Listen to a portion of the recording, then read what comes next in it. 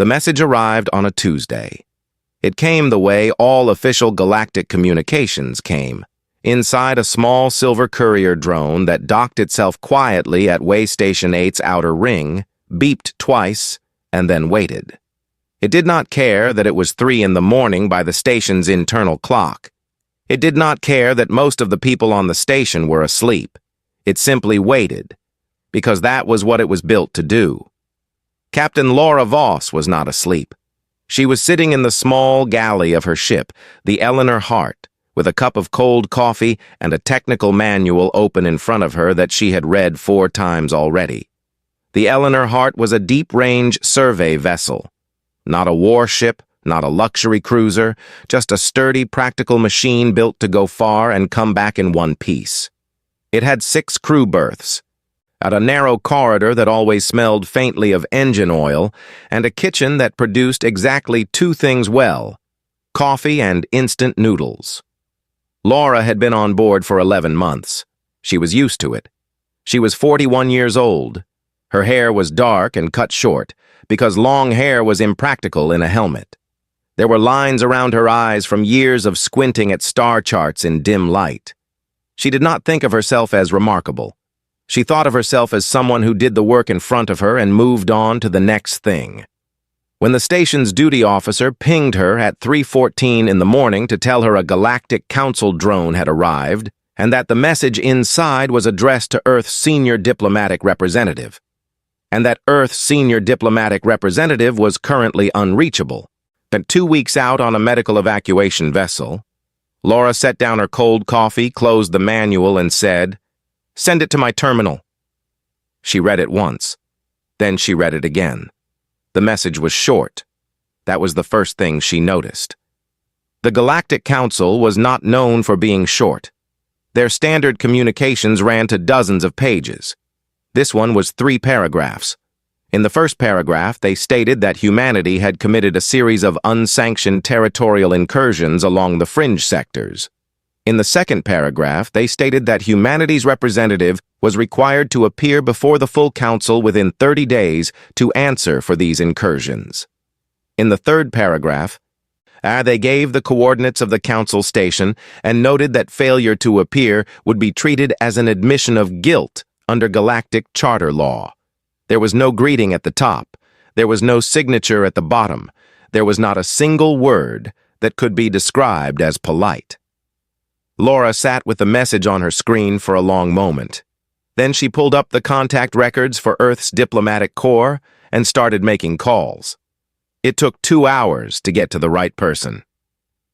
That person was a tired-sounding man named Director Alan Marsh, who was sitting in an office in Geneva with a half-eaten sandwich on his desk and the look of someone who had been awake for a very long time. He told Laura that Ambassador Patricia Cole, Earth's senior galactic representative, was aboard the medical evacuation vessel, and that communication with the vessel was currently impossible due to a relay blackout that would last at least 3 more weeks. He told her that the next most senior diplomat available was a man named Paul If, who was currently in the middle of a complex trade negotiation with the Surin Assembly that could not be interrupted without serious consequences.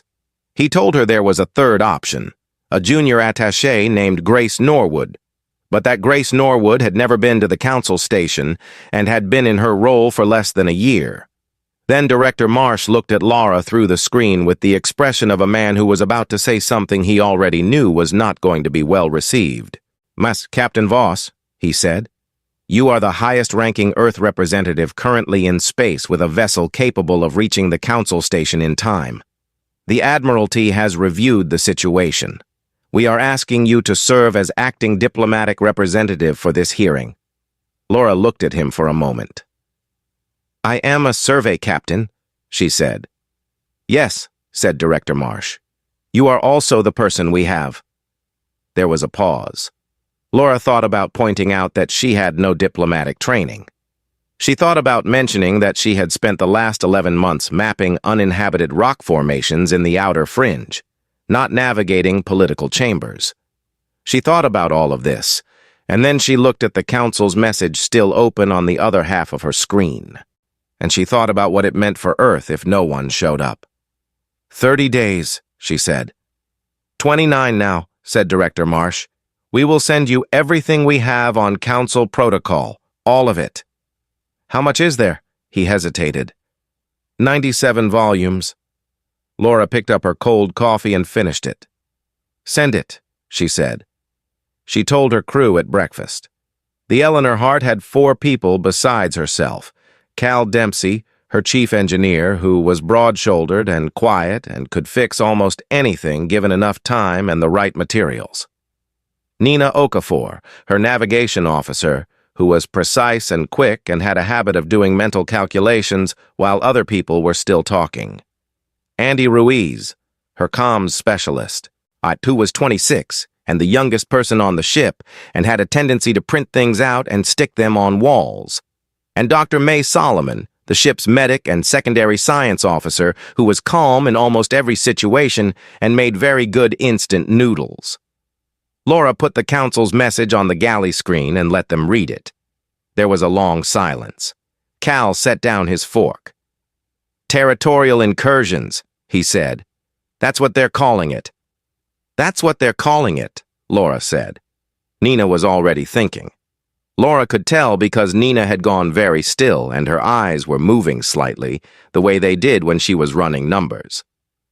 29 days to the Council station, Nina said. If we leave within 6 hours, we have some margin. Not much, but some. Andy had already pulled out his small printer. Laura did not ask what he was printing. She assumed it would appear on a wall somewhere within the hour. May looked at Laura carefully. Are you all right with this? She asked. It was a simple question, asked without drama. I don't know yet, Laura said. Ask me in 29 days. She spent the rest of the morning starting on Volume 1 of Earth's Galactic Council Protocol Library. It was 412 pages long and covered the basic rules of address, the order in which species were to be greeted based on their council seniority, the correct way to enter and exit a formal chamber, and the 17 different gestures that were considered offensive in the Volatai culture and should be avoided at all times. She read it carefully and made notes in the margins. When she came up for air in the early afternoon, she found that Andy had indeed printed something and stuck it to the mess hall wall. It was a copy of the Council's message, and underneath it, in large handwritten letters, it said, New Orders, Same Galaxy. Cal was standing in the doorway looking at it. Not wrong, he said. Laura looked at it for a moment. Then she went back to her reading. The Eleanor Hart undocked from Way Station 8 at 1700 hours. Nina plotted the course with her usual quiet efficiency. The Council station's coordinates sat in the navigation system like a stone dropped in still water, distant, heavy, already changing everything around them. Laura sat in the captain's chair with Volume 2 open on her lap. Outside the forward window, the stars were steady and indifferent, the way they always were. They did not care about hearings or insults or the weight a person carries when she is the only one available to carry it. She read until she could not keep her eyes open. Then she went to sleep because she would need the rest, and because there were 95 volumes still waiting for her in the morning. They saw the Council station 6 hours before they reached it. It appeared first as a shape on the navigation screen, a ring, wide and dark, orbiting the enormous gas giant that the Council species called home. Nina said nothing when it appeared. She simply adjusted the display so the scale was visible, and everyone in the cockpit could see that the ring was roughly 600 kilometers across. There was a long silence on the bridge. It's bigger than some moons, Andy said very quietly. It is bigger than Titan, Nina said. She said it in the same tone she used for all facts, which was the tone of someone reporting the weather. Cal was leaning forward in his seat, looking at the shape on the screen with the expression of a man who builds things and is now trying to understand how something like this gets built at all. How old is it? He asked. The oldest sections are estimated at 4,000 years, Laura said. She had read about it in Volume 31. Some parts are older than the Roman Empire." May came in from the corridor and looked at the screen and did not say anything for a while. Then she said, "Well?" and went to make tea. As they got closer, the details became clearer. The station was not one smooth ring. It was layered and complex, covered in structures that looked like cities stacked on top of each other. Lit from within by light in colors that human eyes could see, and some that they could barely register. Ships of dozens of different designs moved around it in organized patterns, and the patterns were so precise and so constant that they looked less like traffic and more like something breathing. Laura watched it all through the forward window and said nothing. She had finished 79 volumes of the protocol library. She knew the formal words of greeting in 11 galactic languages. She knew the correct angle at which to bow to a Volathai delegate, and she knew that the Keth considered direct eye contact a sign of aggression unless you made it for exactly 3 seconds, after which it became a sign of respect. She knew a great deal. She also knew that knowing things and being ready were not always the same. The docking instructions arrived automatically, fed into the Eleanor Hart's navigation system without any human on the other end. Nina read the assigned bay coordinates and was quiet for a moment. "That is a lower-tier bay," she said. "I know," said Laura. "It is designated for non-council observer species." Nina paused. "Species with no vote, no standing." "I know," Laura said again. "Take us in." The bay was everything the assignment had implied. The ceiling lights flickered with a slow, irregular pulse that suggested maintenance had not been a priority here in some time. The air that came through the environmental exchange smelled of chemical coolant and something else that was harder to name, something old and metallic and cold. The floor of the bay was clean but worn. I marked with the scuff patterns of hundreds of ships that had come and gone without anyone particularly caring that they had. Cal walked down the ramp after landing and looked around slowly. Then he took out his personal comm and began photographing everything. The flickering lights, the worn floor, the signs above the bay entrance that listed the access restrictions for non-council vessels. He did it without comment, with the calm efficiency of a man who understands that records matter. Laura watched him do it and said nothing. She had not asked him to do it. She was glad he had. The council's herald was waiting for them at the base of the ramp. He was tall, nearly 2 meters, with long, pale limbs that had 3 joints instead of 2, and a face that was smooth and still in a way that made it hard to read. His name, according to the information Laura had been given, was Vorath Zen, and he was a senior herald of the Keth species, which meant he had spent decades delivering official messages and standing in official doorways and making official things feel as uncomfortable as possible for the people receiving them. He did not greet Laura. He addressed a point approximately 15 centimeters above her head, which was either a Keth custom Laura had not read about or a deliberate way of suggesting she was beneath his line of sight. His translator rendered his words in flat, careful English. "The council is already in session," he said. "The matter of the human territorial violations is listed at the end of the secondary agenda following the lunch recess of the senior delegates. You will be notified when your case is to be heard. I do not enter the main corridor without an escort." He turned and walked away without waiting for her to respond. Andy watched him go. "That's the galactic version of being told to wait outside in the hallway," he said. "Yes," said Laura. "Let's wait outside in the hallway." They were taken through corridors that were clearly designed for the use of the station's permanent staff and regular visitors, not for junior associate species who had arrived in lower-tier bays. The walls were lined with panels of dark stone engraved with the histories of the Council's founding species, long formal records of treaties and discoveries, and the names of worlds that had joined the galactic community over 4,000 years. Laura read them as she walked, some of the worlds named on the panels had markers beside them that she recognized from the protocol library, the small symbol that indicated a civilization that no longer existed.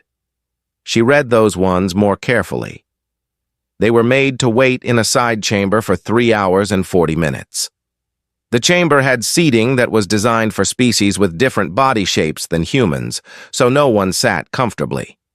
May found a configuration that worked for her. Cal stood the whole time. Andy paced. Nina sat cross-legged on the floor and appeared to be asleep, though Laura knew she was not. Laura read. She had brought volume 83 with her. It covered the formal rules of evidence presentation in a council session. She read it twice. When Vorath Zen finally came to collect her, then he did it with the same economy he had shown at the docking bay. He appeared in the doorway, said, "Your case will be heard now," and walked. Laura stood, straightened her jacket, and followed him. The council chamber was at the center of the station's main torus. It was the size of a large concert hall and shaped like an amphitheater, with tiered seating rising on all sides. The walls and ceiling were made of something that looked like crystal. Deep blue-black, smooth, and faintly luminous, humming at a frequency that Laura could not quite hear but could feel in the back of her teeth. There were delegates from dozens of species seated in the upper tiers, all watching as she walked in. Some of them turned to look at her. Most did not bother. The 7 senior council species sat in the raised central arc at the front of the room, and their seats were higher than everything else, curved into a long upward sweep that put them physically above every other person in the chamber. Below the arc, arranged in a semicircle, were the podiums for the species appearing before the council that day. Most of the podiums were large and well-positioned, placed at a height where a delegate could look across at the arc without straining. Humanity's podium was the smallest in the room. It was positioned below the sight line of the arc. A person standing at it would be looking slightly upward at the senior delegates, not across at them. Laura walked to it and stood behind it and looked up at the 7 senior delegates looking down at her, and she thought, someone measured this. Someone decided exactly how many centimeters below eye level to put this podium. Someone spent time on this. She set her notes on the podium, straightened them, and waited. She was ready to wait as long as they needed her to. The session opened without ceremony. There was no formal welcome for humanity's representative. No introduction. A small, flat-toned chime sounded from somewhere in the ceiling, and then the chamber was simply in session, the way a machine is simply running, because someone pressed a button and it started, and the machine does not care whether you are ready. High Delegate Soren of the Volathai rose to speak. He was very old. That was the first thing Laura noticed. Old in the way that certain things become when they have existed long enough to stop hurrying. He moved slowly and with total confidence, the way a mountain moves when it decides to become a valley. His species was tall and broad, with deep gray skin and eyes that were a solid, unbroken amber, and he wore the council's formal robe in dark blue, which meant he had been a senior delegate for at least 50 years. His voice, when he spoke, was low and resonant, and it filled the chamber the way smoke fills a room, gradually, then everywhere. His translator rendered his words into English for Laura's earpiece. The translation was precise. She had tested the earpiece 3 times that morning. Soren began by reading the formal charges. 6 Earth survey vessels, he said, had crossed into fringe sectors that were marked as restricted under galactic charter law. The crossings had occurred over a period of 14 months. In each case, the vessels had been operating without permission from the relevant territorial authority. This was, he said, in a clear violation of galactic boundary law, which had been in place and unchanged for over 1,000 years. It was, he said, a pattern of behavior that suggested either deliberate disregard for galactic law or a level of ignorance so profound as to raise serious questions about humanity's readiness for associate membership. Laura stood at the small podium and listened. She did not move. She did not write anything down. She had already written everything she needed to write. She simply stood and listened and let every word settle exactly where it landed. Soren had not finished. What followed the formal charges was something different. It was not evidence. It was not argument. It was a careful, measured, unhurried description of everything humanity had done wrong since it first arrived on the galactic stage 60 years ago. Soren spoke about the early contact period, when human ships had approached other vessels without broadcasting the correct identification protocols. He spoke about a trade negotiation from 30 years ago in which human representatives had misunderstood a Surin gesture of good faith as an insult and walked out of the room. He spoke about a scientific survey mission from 12 years ago that had collected soil samples from a world that the Volathai considered sacred ground, and about the 2 years of diplomatic repair work that had followed. He spoke about all of it in the tone of someone reading from a list. Not angry, not heated, just thorough, the way a person is thorough when they want to make sure nothing is missed. In the upper tiers of the chamber, some delegates were listening. Some were talking quietly to each other. A few were watching Laura with the particular quality of attention that comes when someone expects to see another person squirm and wants to be present for it. Back on the Eleanor Hart, Andy and Nina were watching the session feed on the main screen in the galley. Cal had come in halfway through and was now standing with his arms folded and a look on his face that May, sitting beside him, did not entirely like. She put a hand on his arm without saying anything. Andy had stopped pacing and was sitting very still, watching Laura on the screen. Laura was not moving. She was just standing there, hands at the edge of the podium, looking up at Soren. "She's not doing anything," Andy said. "She's listening," Nina said. "He's been talking for 40 minutes. "Yes," Nina said. And she has heard every word."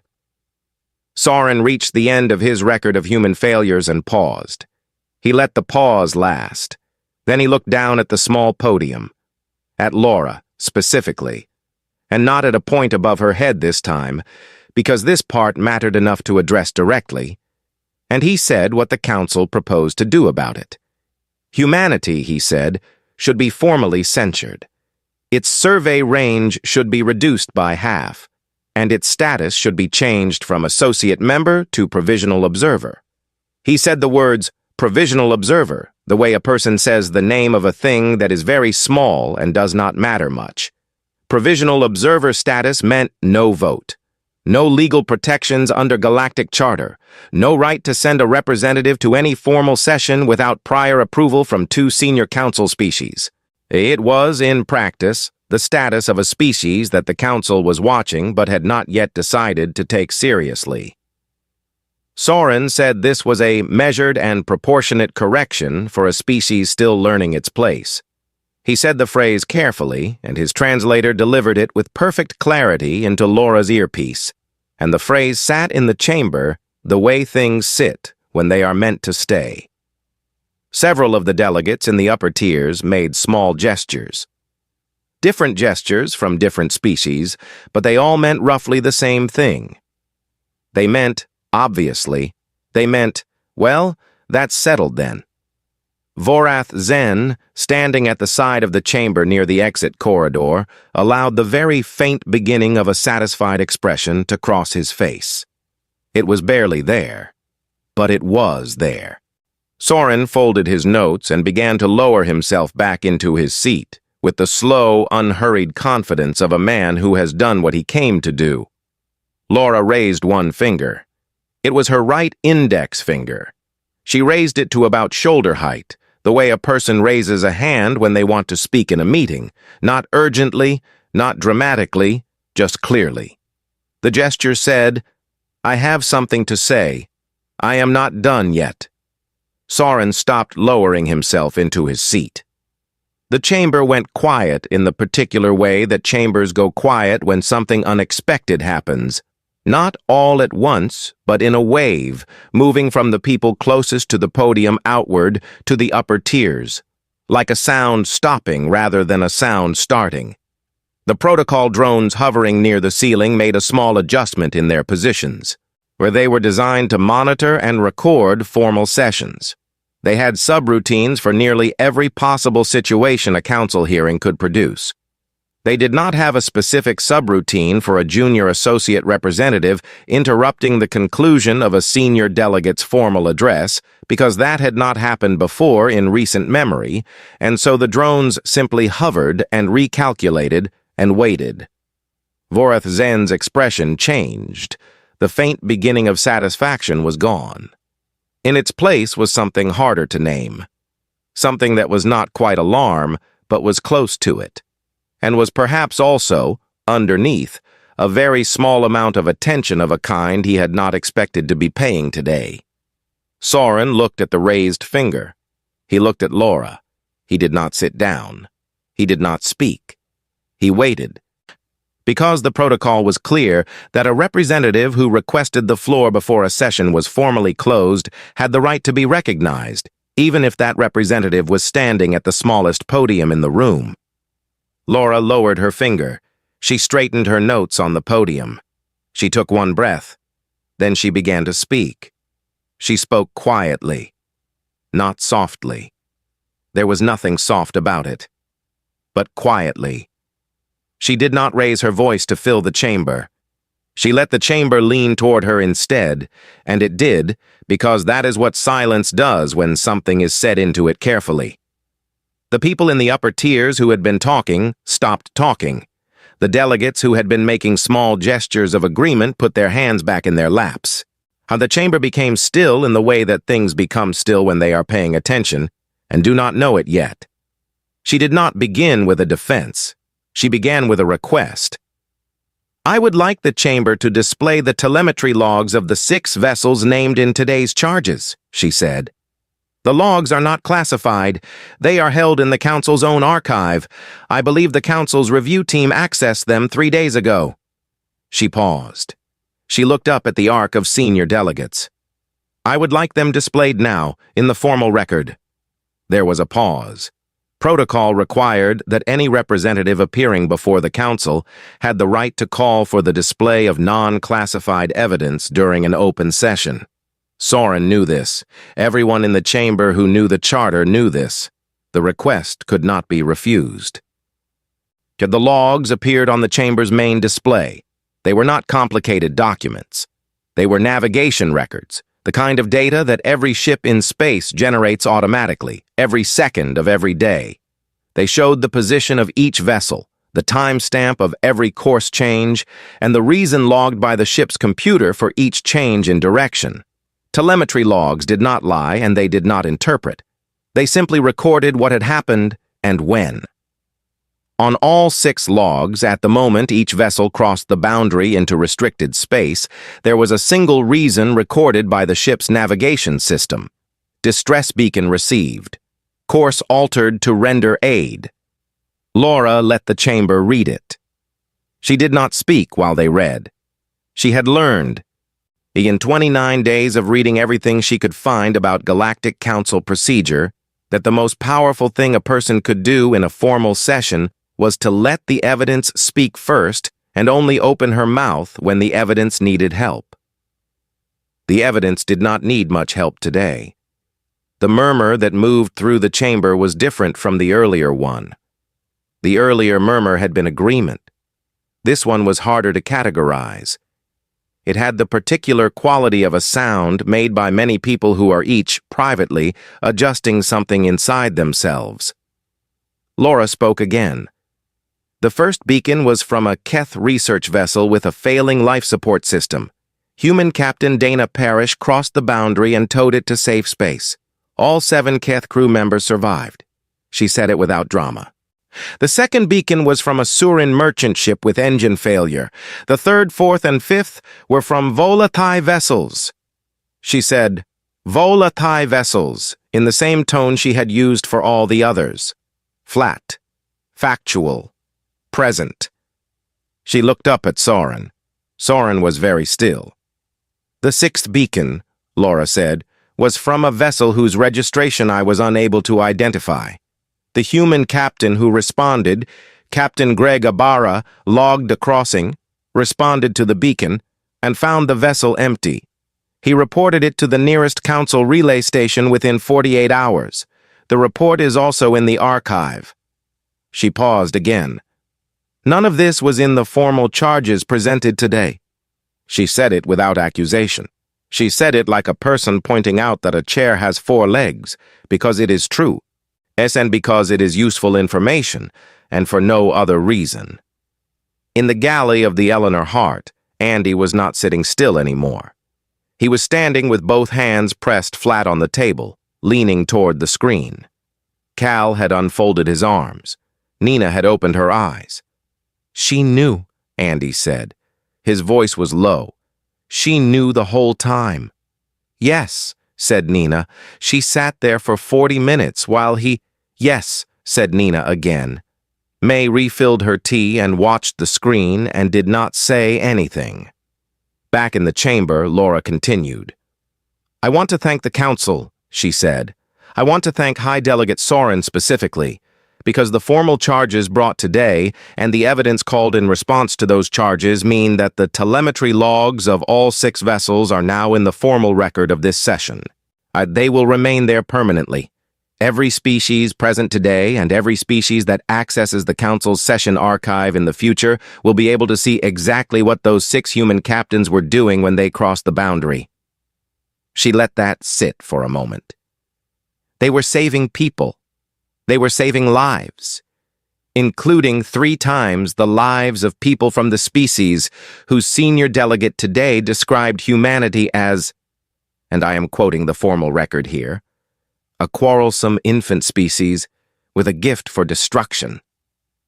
The chamber was very quiet. She addressed the proposed censure next. She did not argue against it the way a person argues when they are afraid. She addressed it the way a person addresses a thing that needs to be examined carefully before anyone decides what to do with it. The Council is proposing to penalize Earth for acts of emergency rescue in restricted zones, she said. I want to ask the Chamber to think carefully about what that precedent means. It means that in the future, when a ship sends a distress beacon, the captains most likely to respond will know that responding carries a legal and political cost. It means that species who receive emergency aid and then sit in silence while their rescuers are brought before this chamber will face no consequences for that silence. It means the charter will have been used to make it more dangerous to help someone than to ignore them. She looked up at the Ark again. She looked at Soren.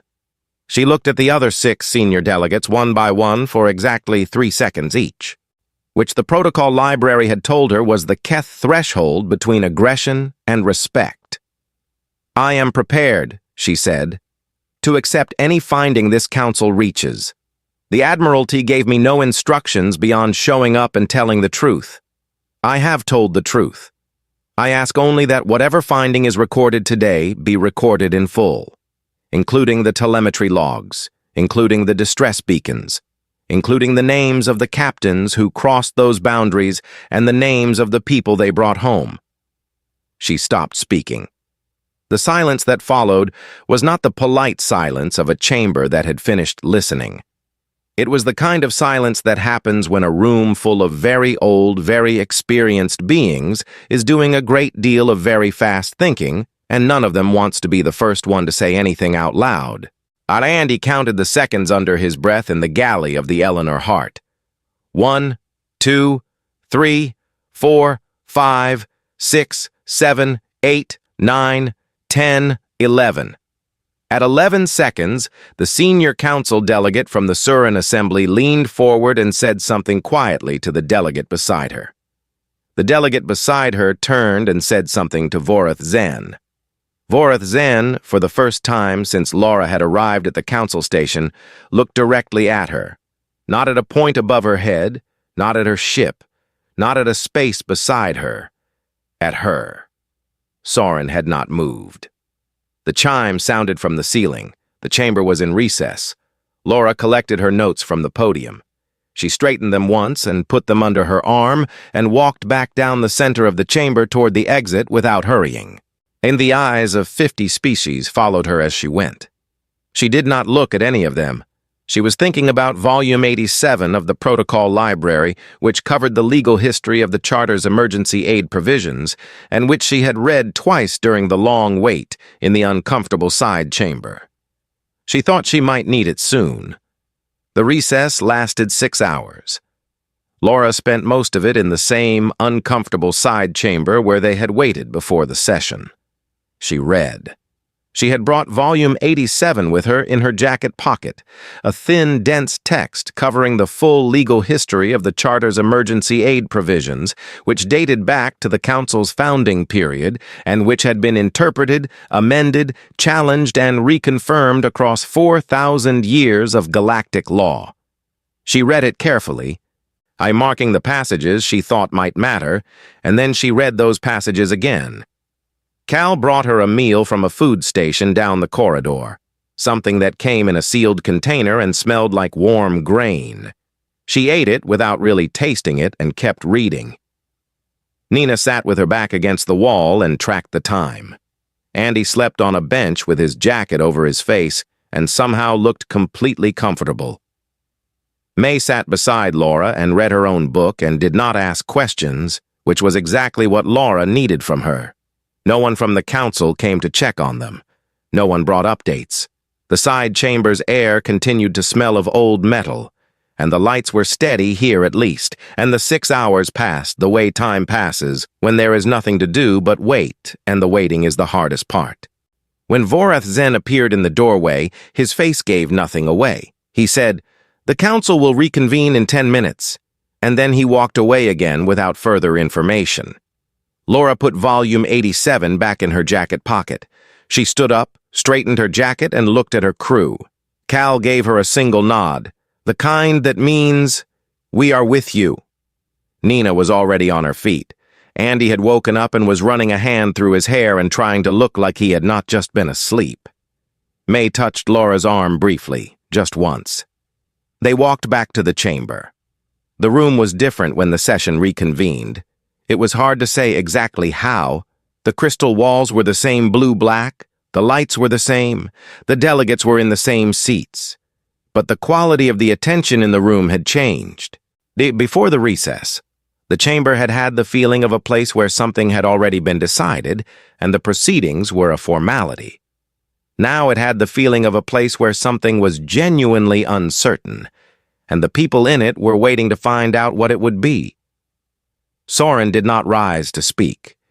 This was the first change that Laura noticed, and it told her something. She filed it away. The delegate who rose was not one of the 7 senior council members.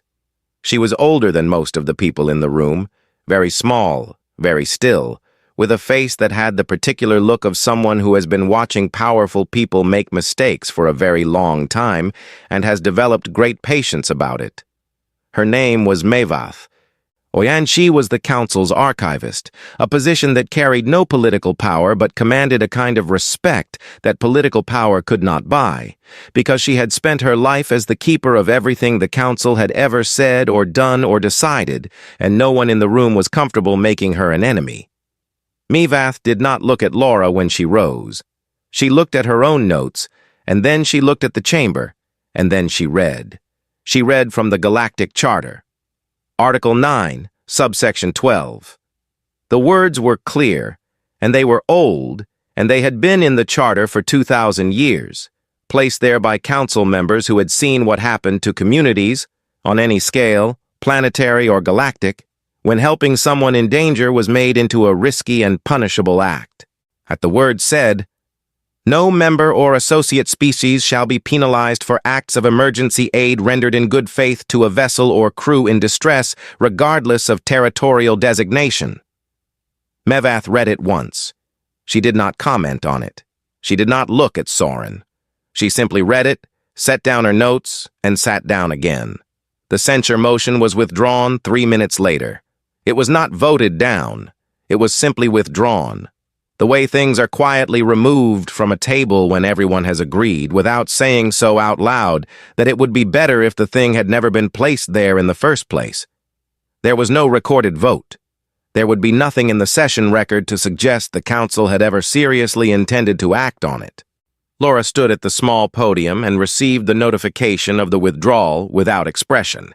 Her status as Earth's associate member remained unchanged. The session was formally closed with a single chime from the ceiling. She collected her notes. She walked toward the exit. Vorath Zen was near the door. He was watching her come toward him, and as she reached the point where she would pass him, he stopped her. Not with a hand, just by speaking. He said her name. She stopped. He looked at her. Directly at her, the way she had only seen him look at senior delegates before. Not above her head, not beside her, but at her. His translator clicked on after a brief pause because he had chosen to speak in the Keth language first, rather than defaulting to the common tongue. And she understood that this was a choice that meant something. "Your species," he said, "chooses odd moments to be thorough." She looked at him for the required 3 seconds. Then she said, "We're working on our timing." Something shifted in Vorath Zen's face. It was very small. It might have been respect. It might have been something more complicated than that. He stepped aside, and she walked through the door. The Eleanor Hart was waiting in the lower-tier bay, under the flickering lights, smelling of engine oil and coolant. Cal was already running pre-departure checks. Nina had the course plotted before Laura reached the top of the ramp. Andy had made coffee. Real coffee. The last of the good beans they had picked up at Way Station 4, the ones they had been saving for something worth saving them for. He handed Laura a cup without saying anything. She took it and sat in the captain's chair and held it with both hands. The galley was warm. Outside the forward window, the enormous ring of the council station moved slowly past as the docking clamps released. It was still the biggest thing Laura had ever seen up close.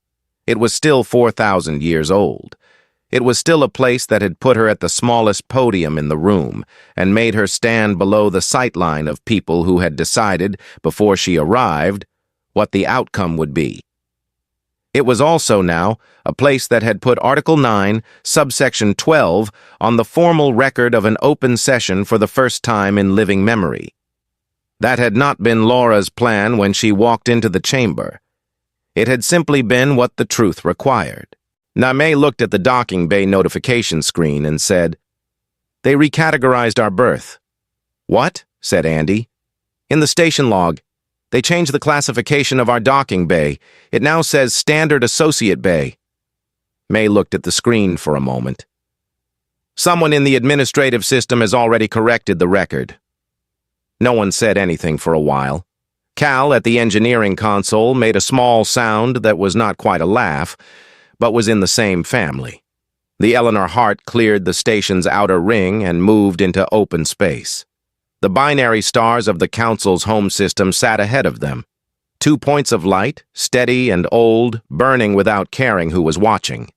Laura looked at them for a moment. Then she reached into her jacket pocket and took out the formal council notice confirming Earth's unchanged associate status. She folded it once and put it in the side pocket of the chair where she kept her bookmark. Cal asked if she was going to frame it. "I'm going to use it as a bookmark," she said. She picked up volume 88 of the protocol library. There were 9 volumes left. The fringe sectors were 2 weeks away, and there was more survey work waiting, and the galaxy was very large, and humanity was still learning. She opened to the first page and began to read.